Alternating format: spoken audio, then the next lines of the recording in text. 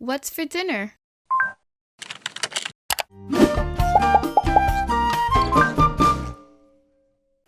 Hey everyone, I'm Chef Zee and welcome back to my channel, Chef Zee Cooks. Today I have a super exciting video for you guys. We are going to be making Tostones Rellenos con Carne, which are stuffed plantain cups with ground beef. Now, before we jump into this delicious recipe, I do want you guys to know that there's a ton of different ways of making this dish, and I'm going to be walking you through some of it. You can also stuff it with whatever you want, but I took a poll and you guys said that you wanted to see it stuffed first with carne, so here we are. And if you've been with me for quite some time, then you know that I have shown you guys how to make carne molida and picadillo so many different ways, and today I'm going to be showing you yet another rendition. However, if you like some of the earlier variations that I've shown you before, I'm going to link those videos down below in the description box. But just know that you can add your own flavor, your own sauce to this dish. So if you want to make it spicy, or even if you wanted to add some cheese, you can definitely have some fun. And speaking of which, this is something that I love serving as hors d'oeuvres and appetizers whenever I'm having people over, because they're bite-sized and super tasty. Just know that because it is plátano, and green ones at that, you definitely want to make them to order and serve them while they're still warm, because let me tell you guys something, some warm tostones, so good. Let's go ahead and get started. Making tostones relleno con carne is actually one of my favorite things to serve as an appetizer and hors d'oeuvres whenever I'm having people over. Now, the trick to making this dish is actually to make the meat ahead of time and then to fry the tostones right when you're about to serve them. So first things first, we're actually going to prepare our green plantains and we're actually going to peel them. Now, the best way to peel them, in my opinion, is to take a paring knife that fits really well in your hand and is easy to control. You're gonna cut off the ends of the plátano, and then with the tip of the knife, you're going to make a slit into the skin of the plátano. And you want to make sure to go around the plátano as much as you can, but you don't want to cut too deep into it either. And then once you've cut the slit, you're going to take the tips of your finger and you're going to pry off the skin of the plátano. And you want to do this to all of the green plantains that you're going to be peeling and making. And once you've taken the skin off, I just like to go in and clean it up ever so slightly. And I like to scrape off any excess skin that's left over on the green plantains, because if you don't do this, when you go to fry them, that's actually going to turn black. So doing this little extra step is going to give you the most beautiful green plantains. So afterwards, we're now going to cut them, and you can cut them into 1-inch pieces or 2-inch pieces. And I cut them in both because you're going to see later on, once I mash them, why I needed 2 different sizes. Now, in order to get the perfect golden tostones, you want to add some cold water, and you also want to add some kosher salt, and I added about a tablespoon. Now, if you're going to be letting the plátano sit out in a while, I definitely recommend that you submerge them in water so that they don't oxidize, and it's also going to help fry them up beautifully. We're now going to season our meat, and I'm using grass-fed ground beef, and I've added some onions, some green peppers, but you can definitely add some red peppers for some more color, some diced onion, some sazón con achiote, a tiny bit of cumin because a little bit goes a long way, some Dominican Orégano for that classic Dominican flavor, some more kosher salt, but you can definitely use some sopita or even your favorite adobo or seasoning salt. And by the way, you can also use your homemade sofrito to season the ground beef as well, and it's definitely also delicious. I am now adding some fresh black pepper, and I'm going to be adding half a lime. Now, I'm only adding half a lime because these guys were actually pretty juicy, as you can see right here. So I only needed to use half of it, but if you have a dry one, feel free to use one completely. And we're now going to mix everything until it's well combined. Now, like I mentioned in the very beginning of this video, I have shown you guys a variety of different ways on how to season and cook picadillo and carne molida. So you can definitely check out my other videos if you want to see the other renditions. And I recommend that you add your own flavor to this dish as well, because it's only going to make it more delicious.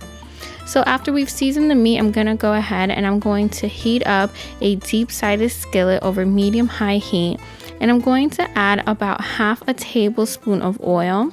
And then I'm gonna go ahead and I'm going to add the meat. And I wanna make sure that I brown the meat on all sides. Now listen, I am using about a 90-10 blend ground beef. So that means that my ground beef is not going to be too oily.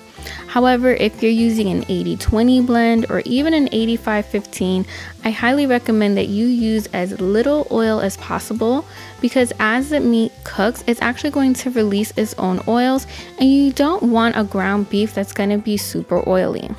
So as the meat is browning, you want to go ahead and with the back of a wooden spoon or any kind of spoon that you're using, you just want to go in and you want to break up the meat as much as possible. And I find that this is easiest to do as soon as you start cooking the meat so that it doesn't clump up and get tough. Now, if you guys have been with me for some time, you know that one of my biggest pet peeves is actually chewy ground beef. So I go the extra mile and I add some water and I let it stew for about 20 minutes just to make sure that I get carne molida that is super velvety and melt in your mouth delicious. However, this is totally optional, and I know that a lot of you actually prefer to skip this step because it does help the meat cook a little bit faster. So just know that it's optional, but if you want utter perfection, then I highly recommend that you stew it just a little bit. So once the water has dried up about 90% of the way, we're now going to add some tomato paste and we're going to work it into our ground beef. Now, one of the differences in this version of carne molida that I am making today is that it is super saucy compared to some of the other ones that I've shown here on my channel. So I'm gonna go ahead and I'm going to be adding some tomato sauce. Now hear me out. You can definitely use just tomato paste or just tomato sauce. It's totally up to you. Because I want this to be super saucy since it pairs really nicely with the tostones, I went ahead and I used both tomato paste and tomato sauce. You can definitely use either or and use it to your liking. I'm gonna let that simmer for about 5 minutes, and now I'm gonna go ahead and I'm going to add one of my favorite ingredients, which is some olives. But again, this is also optional. I know some of you guys are not crazy about Spanish olives. You can also add some cilantro here if you want as well. And after another 2 minutes, we're gonna go ahead, take that off, and we're gonna set that off to the side. And now we're going to start frying our green plantains. So I had them in water and I took them out and I patted them dry. And very carefully, I'm going to place them into some hot oil, which I am heating up over medium-high flame. And you want to make sure just to nudge the plantains ever so slightly and make sure that they're not touching, and make sure that you move them every so often just so that they don't burn. Now, slow and steady wins the race when it comes to frying tostones, so you definitely do not want to get impatient, and you want to make sure to turn them ever so often and let them fry for about 5 to 7 minutes just to make sure that they cook all the way through, because these are some pretty thick pieces. So we're now going to be making our tostones cup, and I have a tostonera here that makes it super easy to make these really awesome tostones cup. However, I will be showing you guys my other method of making the tostones cup. Now, I find that in the first few cups that I make, it actually gets stuck to the tostonera. So I go in with a little bit of plastic wrap and I just place it on the top half, and this helps the plantains not stick to the tostonera.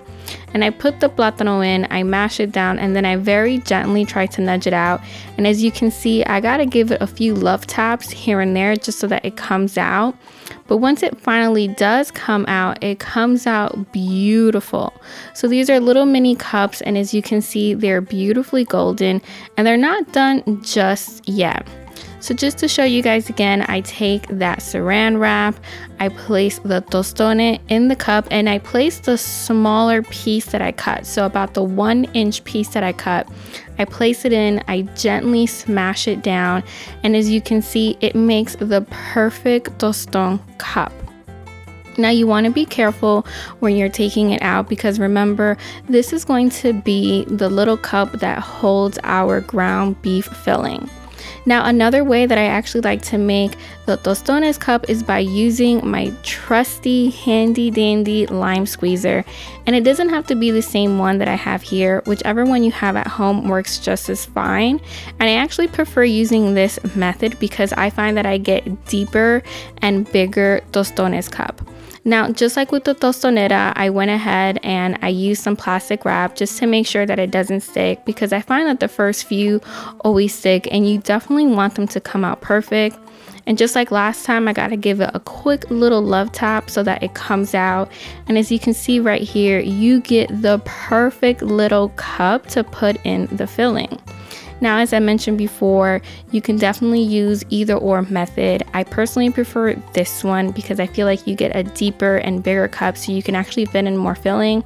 However, I will link both the Tostonera and this lime squeezer or a version of this one down in the description box in case you're interested. Unfortunately, this lime squeezer that you see right here, I got on vacation in Puerto Rico, so I can't find the exact one online.